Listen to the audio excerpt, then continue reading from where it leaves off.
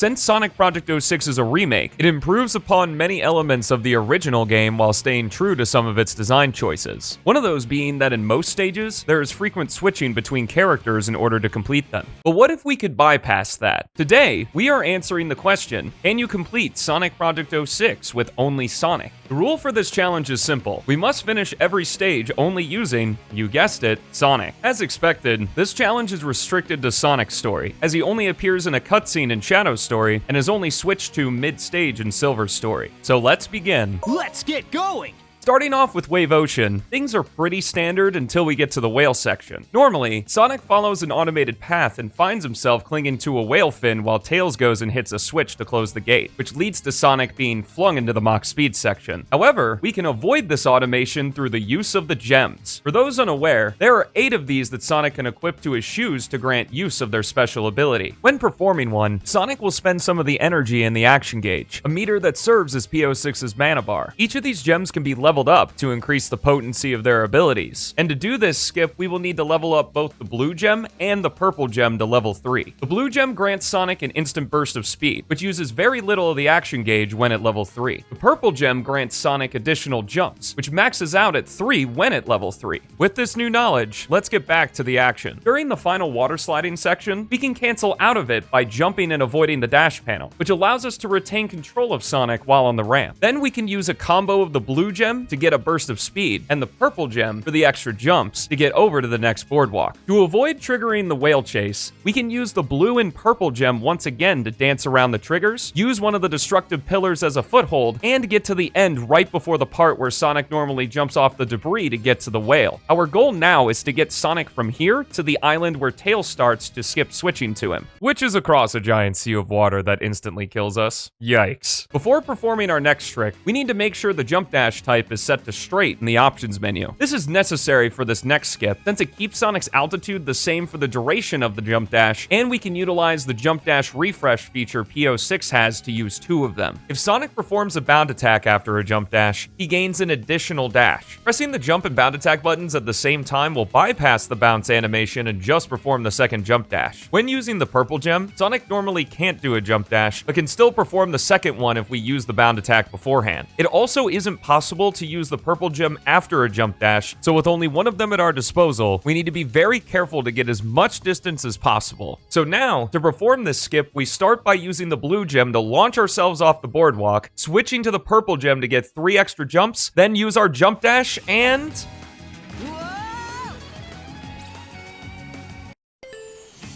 well, that's not how it was supposed to go. Unfortunately, even with all these tools, Sonic just can't get enough distance to make it to the island, meaning that, since we can't complete Wave Ocean, the challenge is impossible.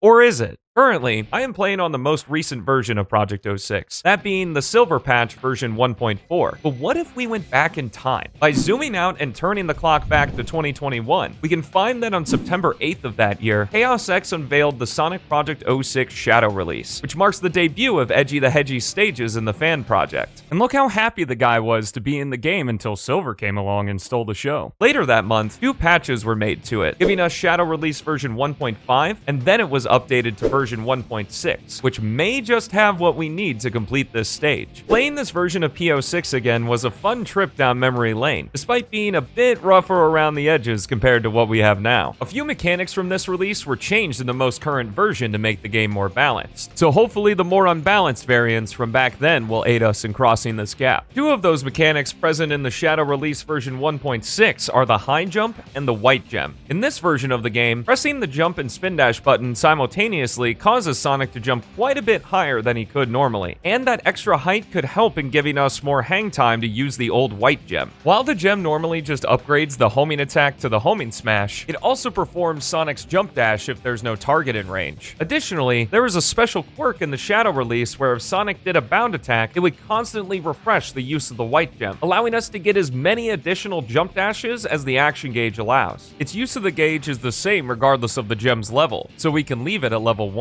With these new tools in our arsenal, let's try this again.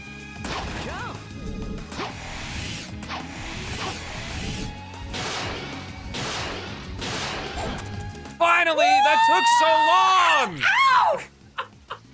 Just as before, we used the blue gem, but then did a high jump off of the boardwalk. Then we activated the purple gem to gain even more height with the 3 extra jumps, followed by the white gem for 3 extra jump dashes. Then finally, we used our double jump dash that we still had to land on the island, as it's usable after the white gem. Head spinning yet? Oh, don't worry, it gets even crazier from here, though things aren't as technical now. Through our use of the gems, navigating the tails section is easy. Then we can just hit the switch and...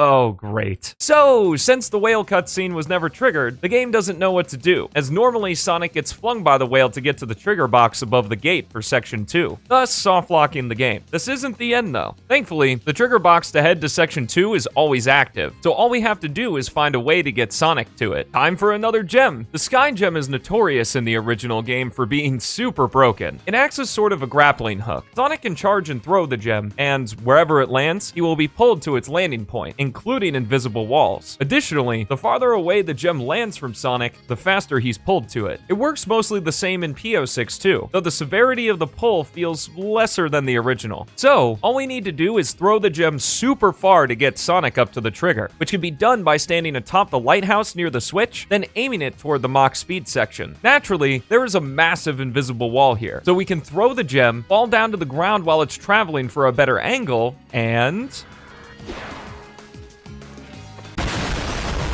Now that we're super high in the air, we can then fall toward the trigger above the gate to the Mach speed section, where after a quick completion, we have finally finished Sonic's Wave Ocean with only Sonic. That was a lot of work for just the first stage. Hopefully things won't be as complicated from here on out. Also, while I'm here,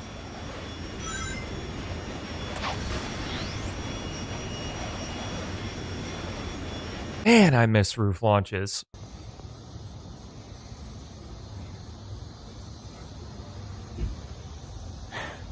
Not today.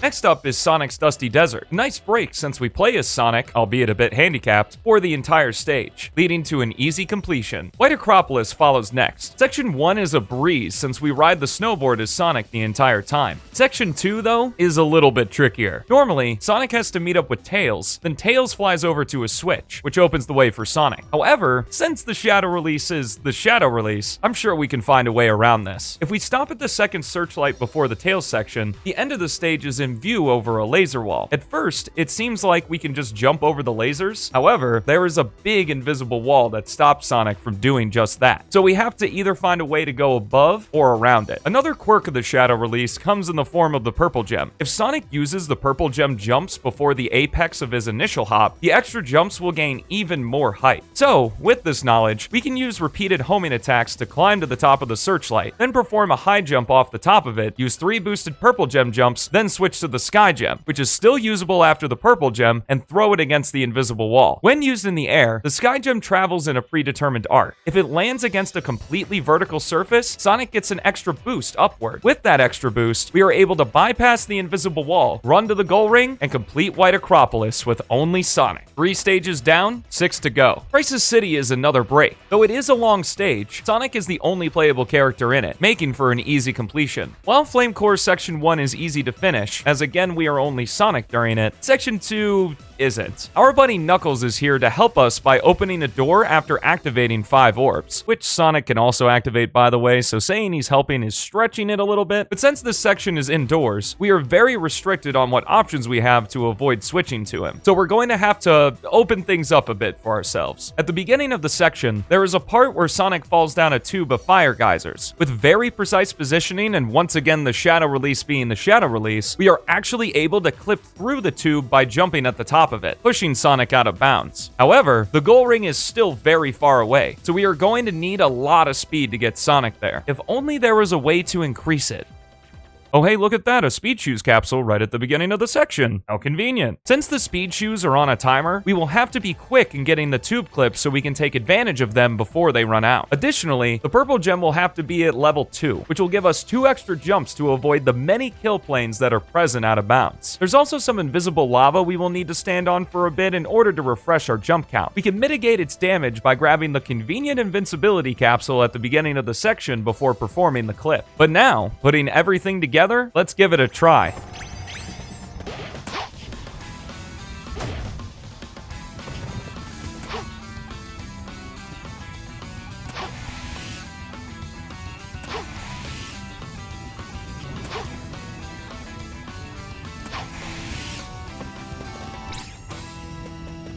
And by touching the goal ring, that is Flame Core complete with only Sonic. After that craziness, Radical Terrain and Tropical Jungle give us a rest since they are Sonic-only stages, making completion a breeze. But now, it's time for the big ones. Section 1 of Kingdom Valley is a Sonic-only section, so this was easy to complete. Section 2, though, seems impossible to finish without switching to Silver, as there is a massive invisible wall that stops Sonic from avoiding him, even in the Shadow release. Time to get creative. Taking a look around, there is a little gust of wind behind Sonic which brings him to a higher platform that has a shield and some ring boxes. Though for us, it will be serving a different purpose. Once here, we can aim the Sky Gem against the crenulated wall above Sonic, shoutouts to Stronghold for teaching me that name by the way, and similar to what we did in Wave Ocean, Sonic can throw the gem and spin dash off the platform, giving us the angle we need to get launched really high, flinging us over the invisible wall and allowing Sonic to finish Section 2 himself, which of course is once again a breeze thanks to the gems. This trick isn't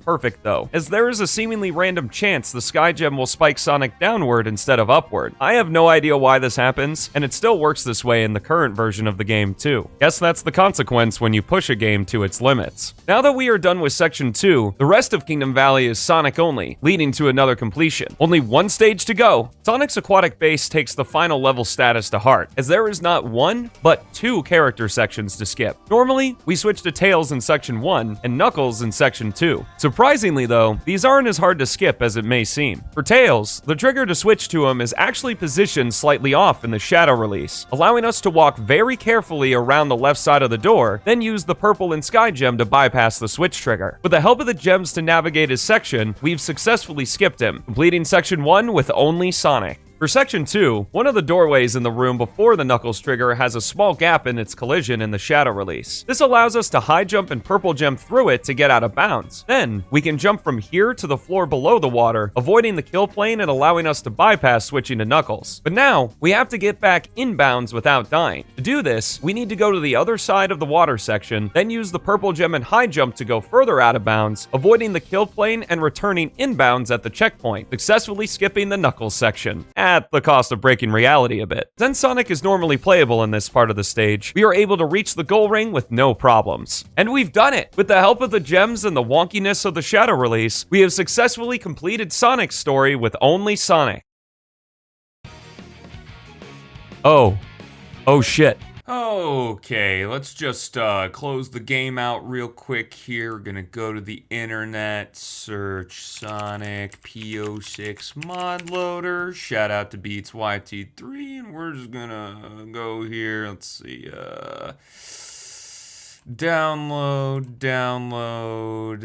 Let's put it on desktop, and then we're gonna search Sonic PO6 character swap mod. Let's see, character switcher, go down here, download it, put that on the desktop. Now we're gonna just minimize that. Let's go ahead and grab our stuff, and we're just gonna open it up. We're gonna not pay WinRAR, because why would you do that? Switch that over to there. Let's see, we've got the mod loader. Then we're gonna put the character switcher in right there. And then, yeah, there we go. We're just gonna open up the game, and then everything's gonna be good. All right, game's loaded up. We're just gonna this, and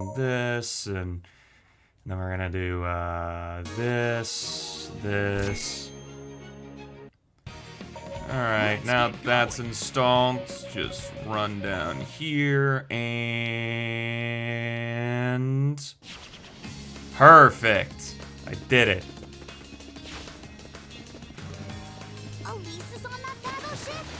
I didn't do it.